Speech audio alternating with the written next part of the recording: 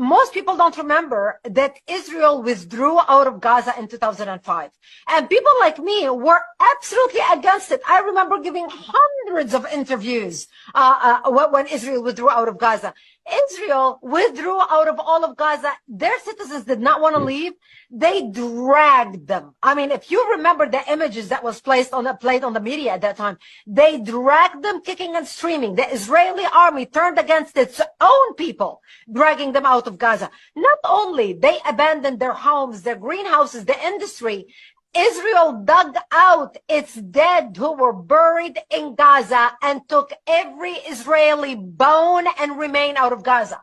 So by 2005, there wasn't even any Jew alive or dead. Even dead Jewish bones were dug out of the graves because the Israelis did not know how the Palestinians are going to react. They get an idea. You and I know what Muslims do to cemeteries of Christians, breaking the crosses, digging the bodies out. They did the same thing in Lebanon to us, and so they do it to the Jews. So that's why Israel withdrew them all out and gave Gaza to Hamas and said, here, you take it, you manage it. They left them the greenhouses. Look, Israel used to import so many of the world vegetables, tomatoes, flowers. 50 million flowers were exported out of Gaza annually when Israel ruled Gaza. So Israel withdrawal out of Gaza, they leave all the greenhouses to the Palestinians.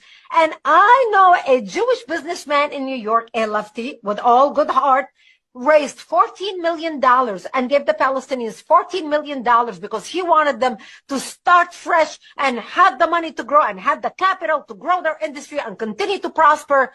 The Palestinians, within 24 hours of the Israeli withdrawal, not only burned 125 synagogues within 25 hours, they destroyed the greenhouses. Not just destroyed the greenhouses, they stole the copper out of the pipes and the faucets. They destroyed them.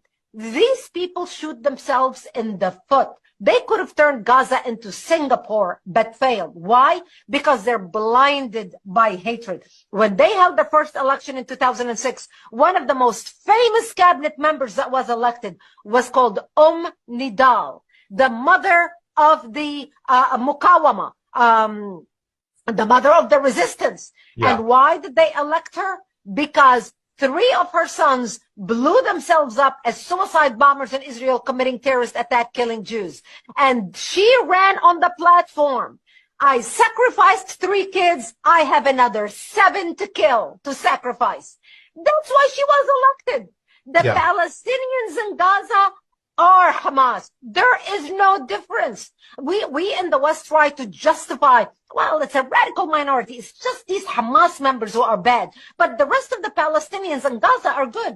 Who do you think Hamas is? What do you think? Hamas is just a minority that flew through the breeze into Gaza and kind of latched on to some flowers and building and kind of said, okay, we're just going to sit here. But the rest of you are so wonderful, peace-loving citizens.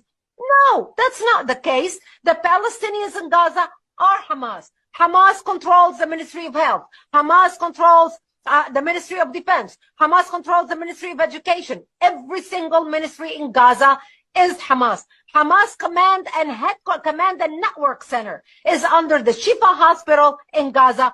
Everybody knows that. That's not a hospital. That's Hamas's command center and operation center. So the Palestinians in Gaza are Hamas.